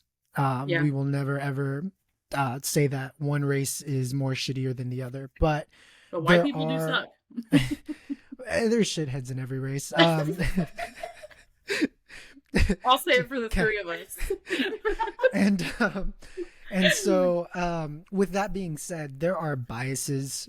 When you think of communities, they want to stick with individuals that are very closely related to them, that have the same shared experience. However, that causes a dangerous game, because there's biases, there's even unconscious biases. And as much as we like to say that we are not biases ourselves, everyone has a bias. Everyone has a preference. There's even a bias towards stores, for example. And if you're listening, I'll challenge you. Some individuals may not prefer Walmart. They rather go to Target. They may pay a little extra, but that's a preference and a bias that they are willing to go for. So the way that you curve that, right, is just going out there, exploring the culture, talking to people. Everyone in this planet has a shared experience in one shape, way, or another. However, there also has trauma in there as well. And once you break that down and you talk through it, go through it, you'll realize that everyone is beautiful. Amen. Amen. And on that note, we'll go to the next question if you guys are Thank you. okay with that. Yeah. So this one's from Louise as well. Do you feel like being a first-generation immigrant made your life more difficult, and why? Wait, it says first-generation immigrant. First-generation American, I think he meant. Yeah. I mean, honestly, you can... I mean, that would be a question for our parents, right? Like, for being first-generation immigrant. But I think the difficulties come from it comes a lot from the American side, unfortunately, because of those prejudices, because of those biases. Like, if you were to line me up with a bunch of people and they were to say, point out the American, you know that they're not pointing at me. I've had multiple, it makes it difficult because even though my accent is not, like, you can tell that America, I still get asked, no, but where are you really from? Or that's not what I'm getting at. Where are your parents from? That is their level of curiosity, whether it is innocent or on purpose. So I feel like it makes it difficult in that aspect. It also makes it difficult for my Salvadorian side. So, for example, I work at a financial institution. That's what I've been doing for the last year. And I had Salvadorian people come through, and, I listen, and they are struggling in English. So I let them know I speak Spanish. I try to speak as professional in Spanish as possible. And they ask me, where are you from? Oh, my parents are from El Salvador. And they're like, well, you don't sound like it. You sound very proper. And it's like, oh, hold on. Let me come down the mountains of Metapan real quick to do the noises real quick for you if you want to be assured, right? So it's difficult because I feel not American enough, and I also don't feel Salvadorian enough. Did you forget the question? Yep. That was where I forgot the question face. I was just like looking up like, yep, that sounds right. Do you feel like being a first generation American made your life more difficult, and why? Well, I agree with everything you said, but also I was thinking about this earlier. I was kind of comparing myself to like a first generation American to like DACA kids, like kids that came here at a young age from other countries, and how, like, what opportunities were given to them or lack of, and what opportunities were given to me. So, like, for example, I was fortunate enough to have 21st Century Scholars where it paid for my college tuition, and I can't sit here and say, had I not been given that opportunity, would I have gone to college? I don't think that I would have. And I feel for those kids that came here without a choice. I not to get political or whatever, but like, damn, like, I feel like I have more It's like privilege almost, yeah, for over them. And we're the same. I grew up with those kids, but because of where we were born, for that, it's just decided you go to college, you don't, or you have an easy ride and you have to suffer and pay your way through it. And who knows? You don't know the outcome of it. You don't know if it's, guaranteed or not. Whereas, like, I was very fortunate to have that opportunity. So in a way, I feel like our lives were even easier than those kids who, like you said, have been here for a very long time, more time here in the States than they were in their home country. So therefore I would consider them first generation Americans, but it's like society and the government's like, but you're not though. Mm-hmm. Yeah, a lot of it is definitely political and trying to, please the other side of the aisle of that debate. However, there are things that we can do to help these individuals out. There are both local and national nonprofits that are working hard to not only for DACA but refugees. My parents came in with a temporary protection status as refugees and had the hard work of those nonprofits. Like, had they not worked as hard as they did, my parents would probably have been deported or worse. I don't know what would have happened to them, but there are certain programs, and I'm going to plug these in here, by the way, if that's okay with you guys. Please, there are ways that you can help. It doesn't even have to be monetary. You can volunteer. You can even help out someone that you know. Here in Indianapolis, there's the Exodus Refugee Immigration Inc. That's a local base. And also nationally, there's the American Civil Liberties Union that works not just on issues of immigration, but other issues, abortion, LGBTQ plus rights. They work on a plethora. So those are just my plugins right there of non-for-profits that help communities out. That's good. Like you mentioned. We knew you'd be the right person. Send those to me because, was it September? Yes, September. September's Hispanic Heritage Month, so we'll be doing another episode then, and we'll use those then too. And I'll plug those in the episode notes too. Did you have something else? No. Where were we? I forgot. I was reading through the notes to see where to go next. We were talking about difficulties of being first generation. Oh, yes. This is a question I had for you guys, but if you want to cut it, we can. If it's too hard of a question. Mm-hmm. What's the worst thing you've heard someone say about your parents? Like, because they're of a different ethnicity. I don't think I've ever heard anyone say anything specifically about my parents or to my parents. But I think just the frustration alone was enough. Like, if they get impatient or irritated when I'm translating for them, or sometimes my mom will be like, hey, I'm at CVS, I'm trying to tell the cashier this, I'll pass you the phone. And I hear her telling the cashier, like, talk to my daughter or whatever, and, to translate. But thankfully, up until this point, no one said anything, but I wish a bitch would. I've been waiting for someone to try me to my parents. But also, my mom's defended herself, too. Like, I don't know. What I'm trying to say is, thankfully, no one has ever. But I catch these hands that they did. Yeah, I never told my parents this, but there's this one time. Yeah, I know. There's this one time we were sitting in dinner and we were all speaking Spanish, obviously, and this couple in the back were discussing, and I overheard them. Why are they speaking that language? Why don't they speak English? This is America. And so I just carried on like nothing, but I was getting angry. Like, I was getting really upset.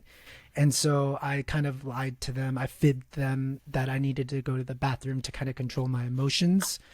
By the time that we left, I would, looking back, I should have educated them, but also I was just passive at the time. So I just flipped them off as we were leaving. How old were you at that dinner? At the dinner, I was at least 14. It was in Indiana. Wait, as one of your questions, like, how old were you when you first heard like a derogatory racist term. No, but go ahead. Okay, the first time Ask yourself the question. I was in Oh my second God. grade, and I was in second grade, so what? That was probably like 7, maybe years old. And I remember a kid called me a wetback. And him and his friends were laughing, pointing at me, calling me wetback. And I remember in that moment being like, I don't know what the fuck that is. So I didn't get offended. I didn't get mad. I didn't say anything. I just remember like going home, and I think I must have asked like my sister or asked somebody, maybe an uncle or something, and they explained to me. And instead of getting mad, I literally just sat there and thought like, blissful, like what's that word, like ignorance is bliss, because in that moment I didn't know what that word meant.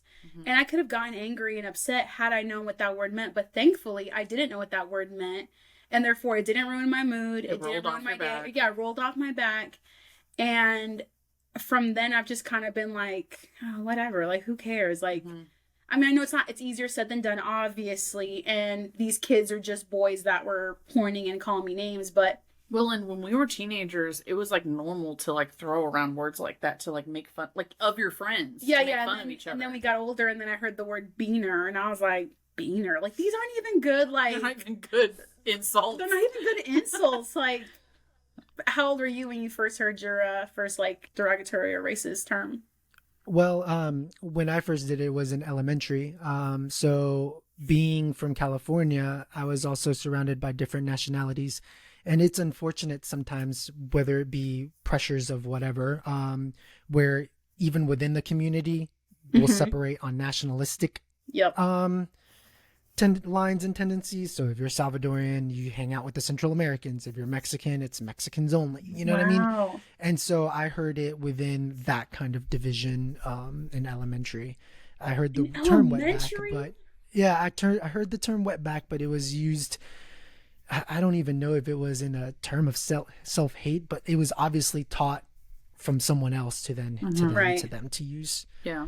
Yes. Well, I thought about that too. Like the kids that were calling me wetback, they were in second grade. Like, where did they hear? Where did they hear it from? And it's unfortunate that sometimes society teaches you to self-hate as well, and that's a common thing as well. Yeah. So. All right, my next question is, what would you say to someone who says your parents should have came here the right way? Oh my God. I hate that so much, and I wanted to get your guys' take on it. My parents came in here the right way, if you will, with the quotation marks. However, most people are not fortunate. And if you really want to look at the history of El Salvador, if you really want to get technical with it, the United States gave $1 million to death squads every single day to cause casualties in the eyes of stopping communism. So in actuality, when they say that the Salvadoran Civil War is not a problem for the United States, it most definitely is.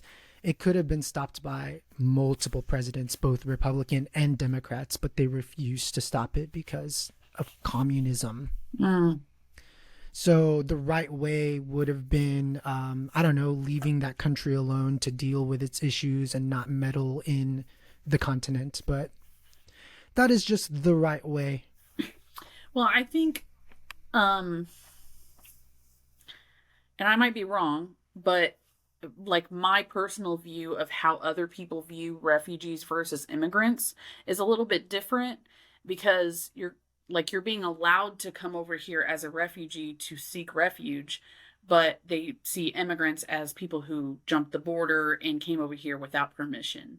And so I think it might be a little bit of a different line in that way too. Like if your parents were refugees, then that might be seen. It'd be different. They'd be seen different. What I would say to them is, you obviously know nothing about the path to citizenship, or how difficult it is, how costly it is, how much time it takes, and have some compassion, because you should look at it from this point of view, that someone would want a better life so much that they're willing to leave everything they know behind, go to a new country, learn the language, come here without knowing anything, and still be able to find a way to get a job, find housing, make a living, license. get a driver's license, like pay taxes. Like in that sense, if they're doing it that way, then that's the right way. Like, right. I just don't understand. I think a lot of it comes from ignorance, though, because for sure. people think that immigrants don't pay taxes and that they're just living off the government. And specifically with refugees, they get assistance, but it doesn't last forever. They have to eventually be on their own feet and so on and so forth. And it really just boils down to choosing to be immigrant, choosing to be ignorant. I thought you were like, yep, choosing to be an immigrant. Choosing to be ignorant on the situation instead of like educating yourself on what the real situation is. I also think something that I've always thought about is how what's the right word here? Like, how do you expect to be advertised as the best country in the world and not expect people to want to come? And if any which way. How? Like, how do you expect that? Part of it comes from they want the right immigrant. I know that that is a point of contention with a lot of our Asian immigrants that come to this country. I know that that is a hot topic issue there with American society wanting doctors and what have you. They just want what is modeled as the right immigrant to come. That would be rather be an Eastern European or someone that looks European, or a person of Asian background, which they all have the right to move freely. But one thing that I want to hit on that Angelica mentioned, citizenship is hard. It is difficult to obtain in this country. Most Americans would not even pass the test. No. I would challenge someone I remember to pass that test. When my parents were studying, I literally was like, I don't even know 2/3 of this. They make it difficult to find that quote unquote right immigrant to come into this country. Another thing that Kelsey mentioned is the economic benefit of having immigrants or even migrant workers, temporary. They pay taxes, and even my parents, for example, coming in on refugee status, they pay taxes, they contribute to the economy. However, they are not allowed to take Social Security. They are not allowed to have food stamps. They are not allowed to have government assistance once Kelsey mentioned past the due time where you're supposed to stand on your own now. So where does that come from? It comes from ignorance. They don't know the situation. My parents would love to have Social Security for working here for over 30 years, but they don't get to have that. But they can't have it. And they can't have it. Medicare, they funded the streets, potholes.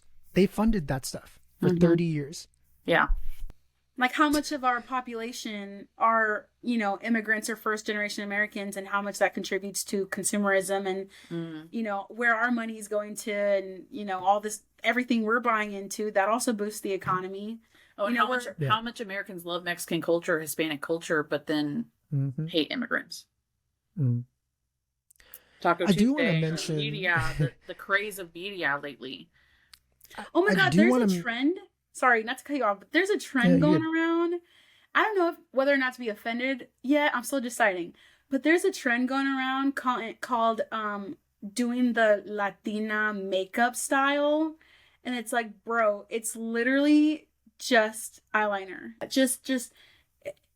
just based off of beautiful human beings that just so happen to be Hispanic. And they call it the Hispanic makeup trend. And I'm like, girl, no. I don't know. Anyway. What I do want to say is that I do have hope for us, because a lot of this hatred, a lot of this biases is coming from the older generation. And I don't want to be ageist, but it seems that way. I do have. Unfortunately, they have taught their children as well, but there's less of them. Yes, I do have hope. A lot of the individuals in our generation, a lot of the younger generation have been more educated. They're more open-minded.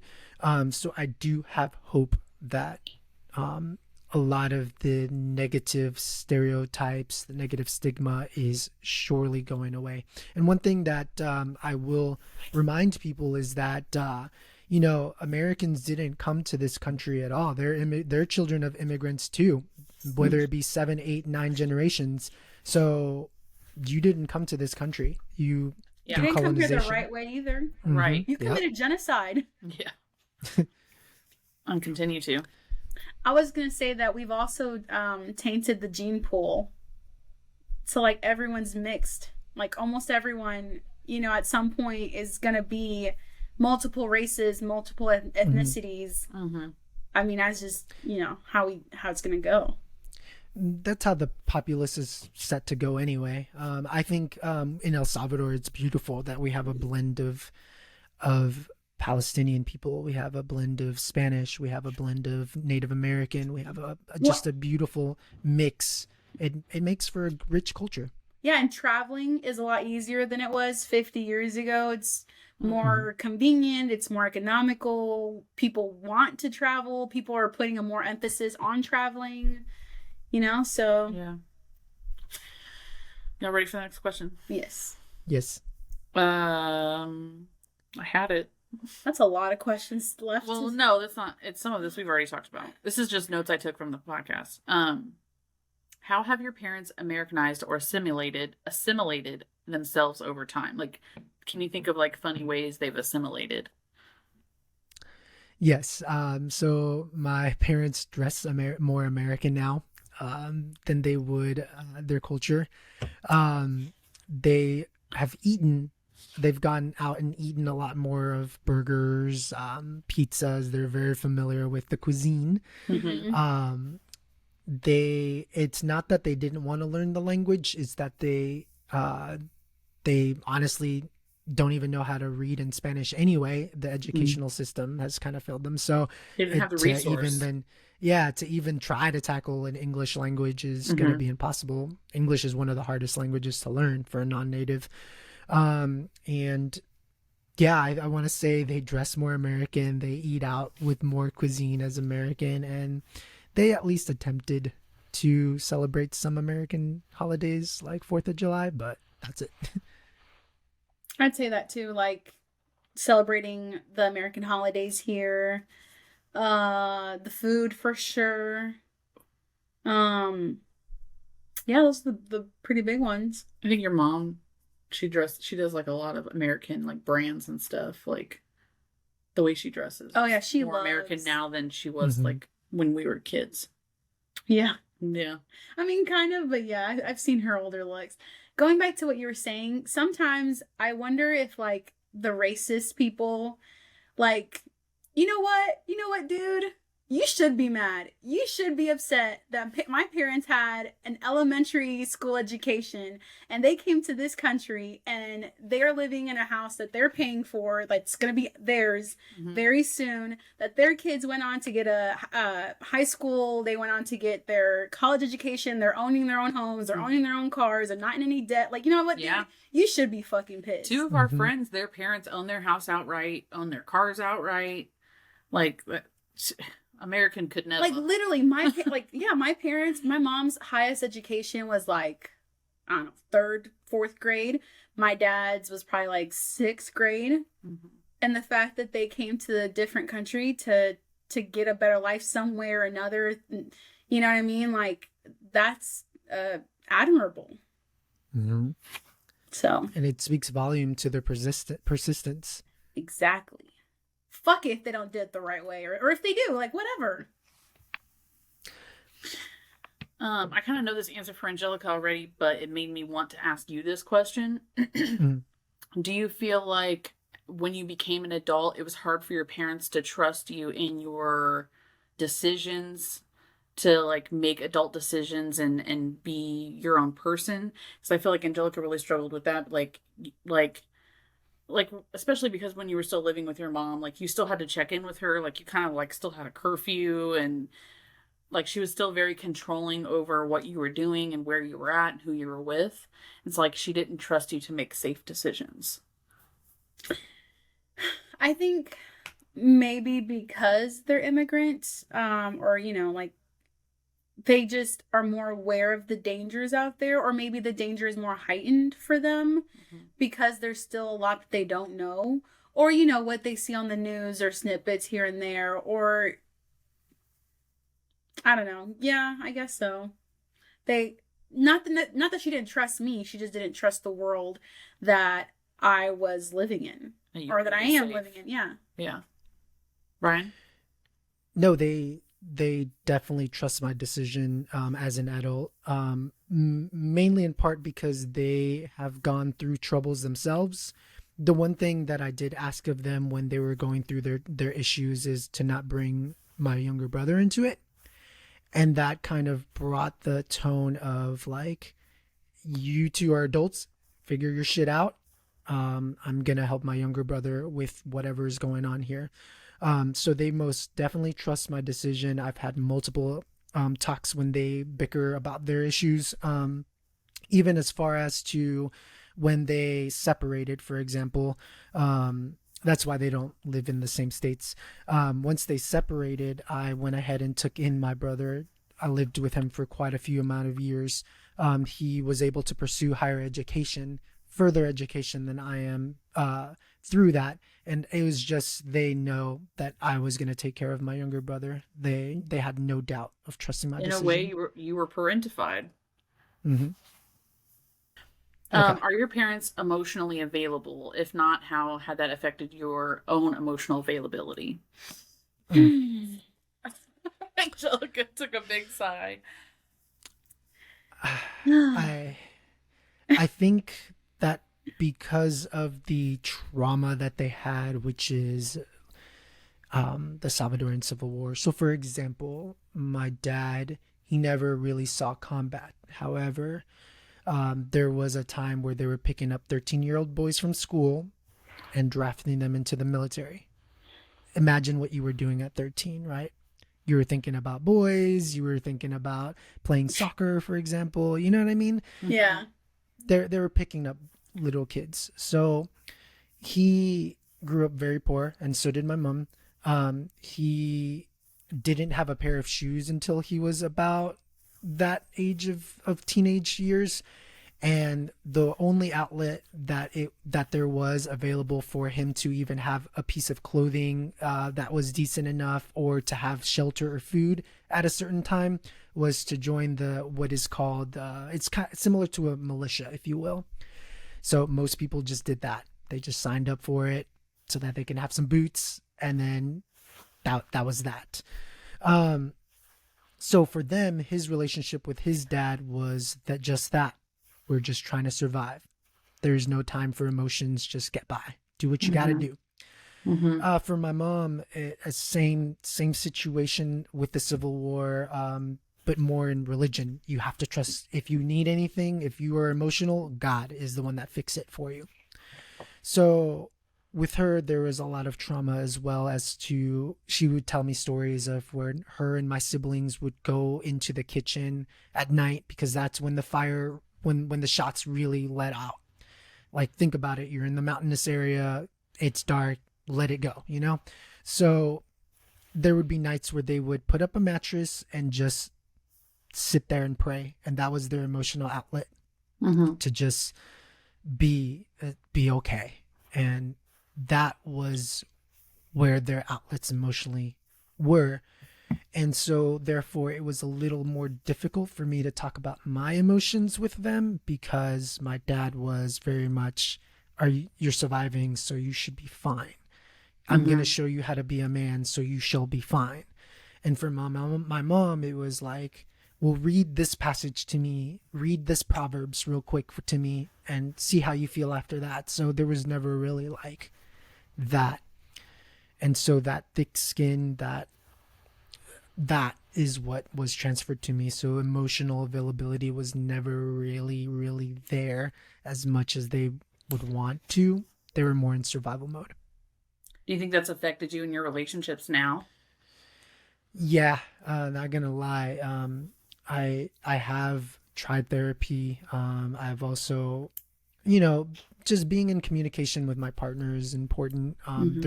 There are times where I do show characteristics of my parents, but I'm at least adult enough to recognize that that's what I'm doing. Yeah. But yeah, it does. You have affect, emotional awareness.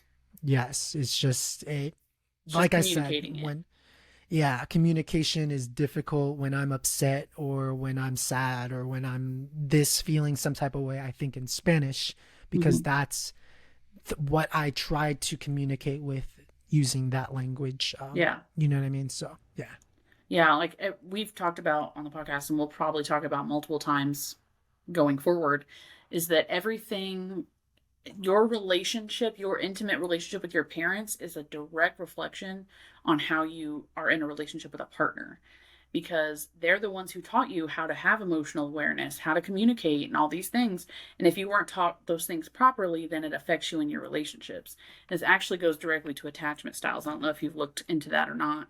There's a quiz you can take to find your attachment style. And the questions themselves of asking what you like, how you feel about your parents and how they were emotionally or not emotionally available for you, just the questions themselves are really helpful in like taking stock of what place you're in as far as that goes.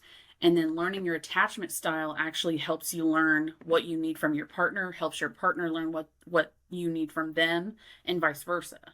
And it's actually helped me and Travis a lot because he has an anxious attachment style and it comes from his childhood. And so I will be in like a little tiff or something, and I'll recognize, okay, this is a part of his attachment style. Like he needs reassurance or whatever.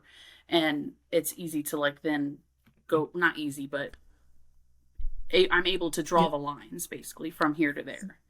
Yeah, and don't get me wrong, they provided for me, they raised me the way that I am today. They taught me ethics, they taught me all this good stuff. Yeah. But that, like you said, that attachment right there, I do want to put hints on something that I touched a little bit earlier. Is there are certain aspects of my culture that I do not want to pass along, that being the way that discipline works.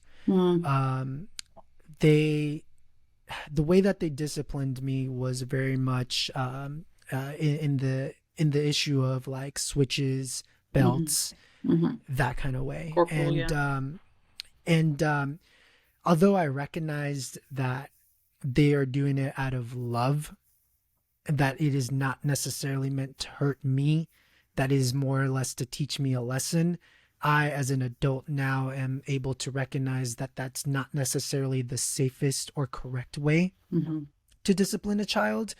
And so that is certain aspects that I would like to drop from my culture. And I'm proud of Salvadorian, but you know, that right there is something that I want to eliminate.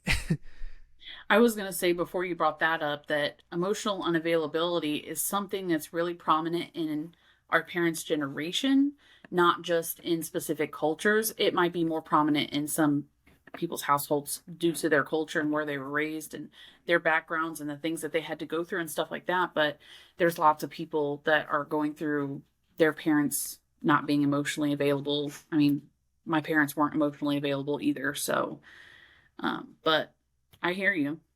What did you want to answer that one? I was just going to say that sometimes I feel like, well, not that I feel like, I know that they do. Even growing up, my parents kind of would compare my struggles to their struggles.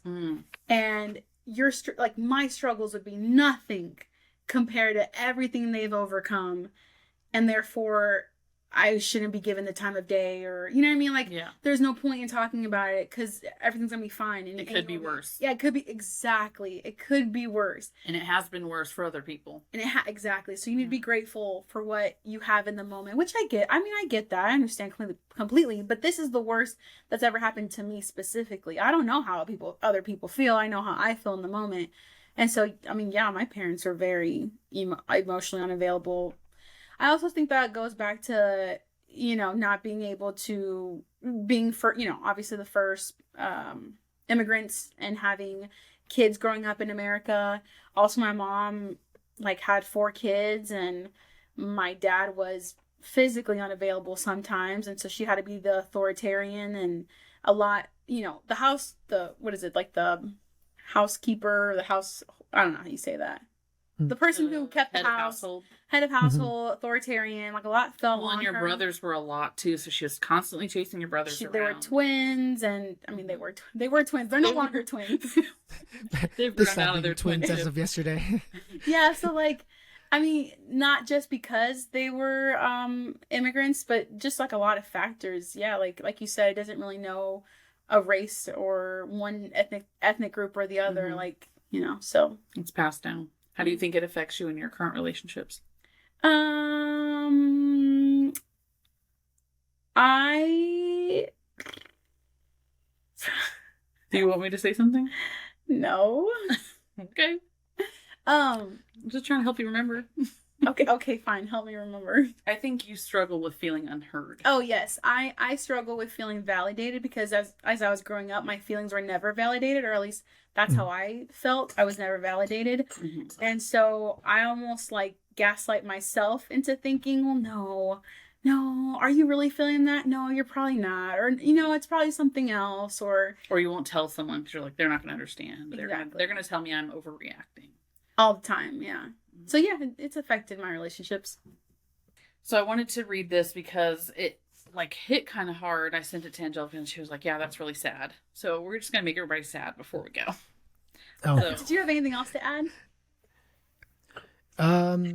Not that I can think of, but I know we're gonna hear this Yeah. episode and be like, And then you listen yeah. to it, take notes, and we'll do a part 2. yeah. Maybe we can save it for September since it's Hispanic Heritage Month. Of course.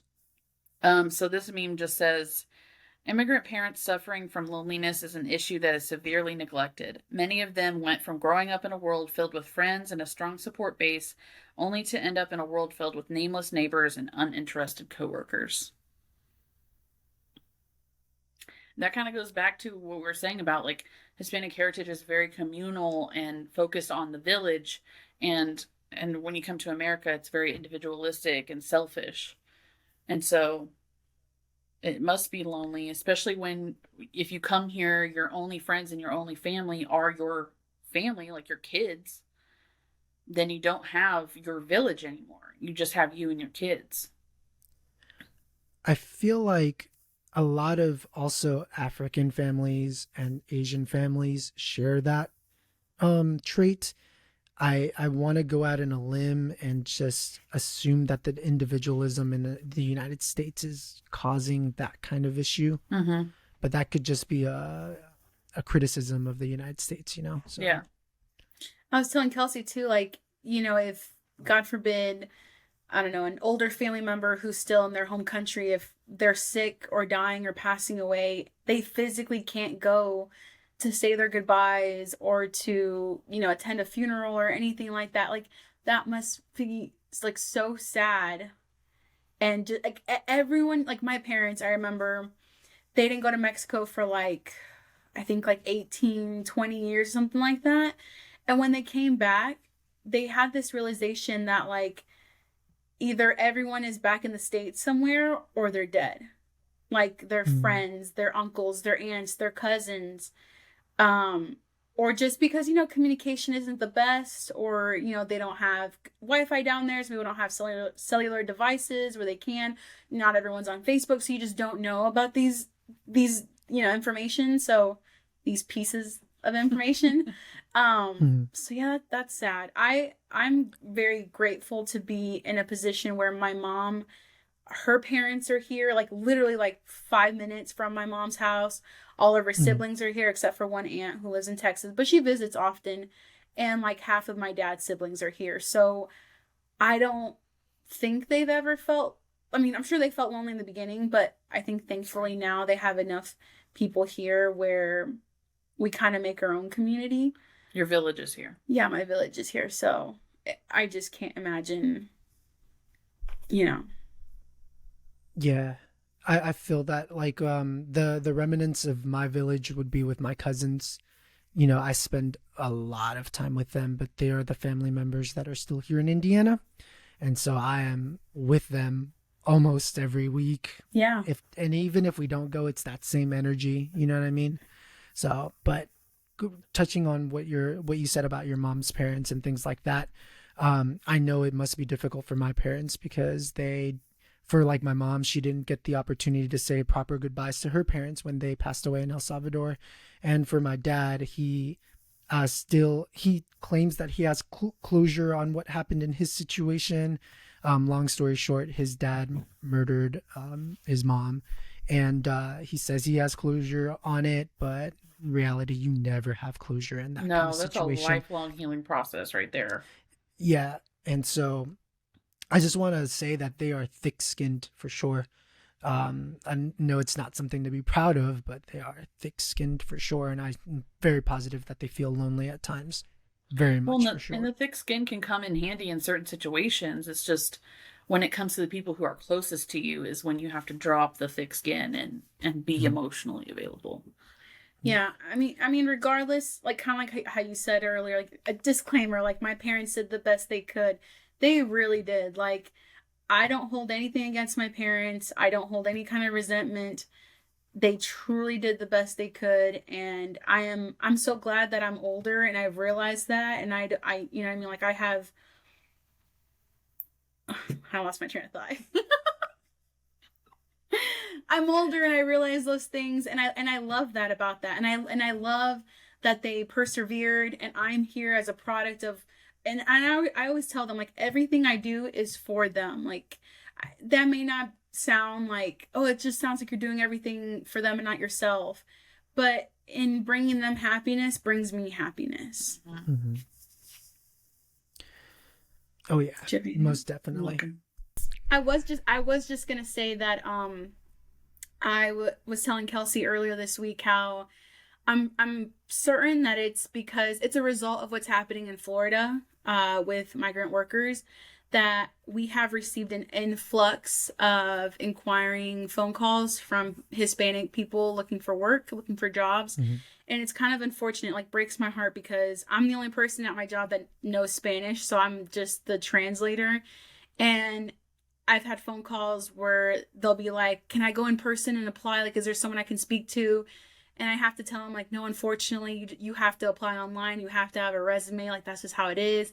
And then the next question is like, "Oh, well, do you require like documentation? Like, do you require social security?"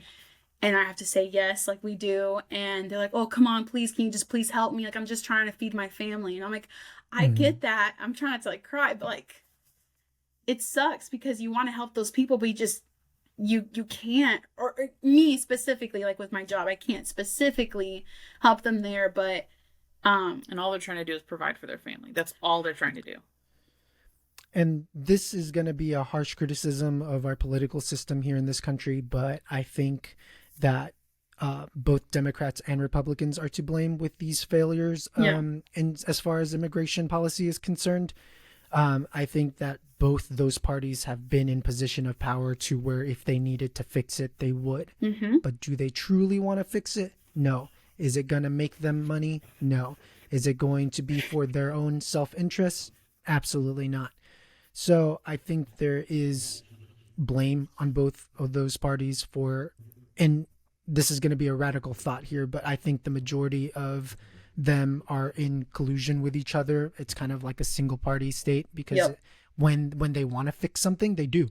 Yeah. No problem. They can come They together. fly it out. They come together. Oh, we came to an agreement, moderate, blah, blah, blah, blah, blah.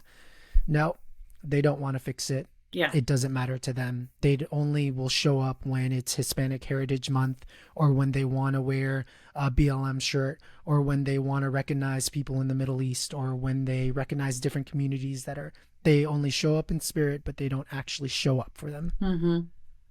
Yeah. Absolutely. All right, folks, you heard it here first about being a child of immigrant parents, being first generation American. We hope you love this. We hope you show some love to our guest, Brian. Mm-hmm. And again, he has some resources that he's going to link below and In the show notes. and the show notes.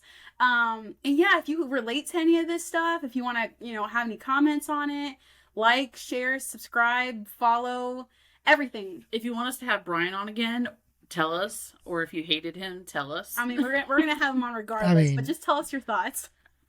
If you hate it, go for it. It doesn't matter. Yeah, if you hate it, tell us. Yeah. Interaction, that's what we're looking for. Yeah. But yes, thank you so much for sticking with us, and we're so glad to be back. We're so happy Yes. to be recording on video now. We've got some fun topics coming up. Yeah, Brian, is there anything else you want to say? No, yeah. We've had ups and downs with the emotions here. I'm just glad that we can get this conversation started. And you guys can follow me on Instagram at the Brian Leonel. Yeah, that's my plug-in right here. Also, I want to shout out my cousins as well with Meraki LLC. Both Louise and Nelson are doing amazing jobs. They have a Yeah. clothing brand. Nelson's also your cousin? Yeah, I say Nelson like I that's know Louise. him. Nelson is also your cousin? And he goes, Yeah, Oh, I didn't know. I didn't know. yeah, it's Louise's younger brother. No way! yeah, I think I knew that. Yeah. Did I know? This has been a long time. It's been Okay. 11 years. Okay. All right. We're out. Thank All you. right, Bye. bye. Okay, bye.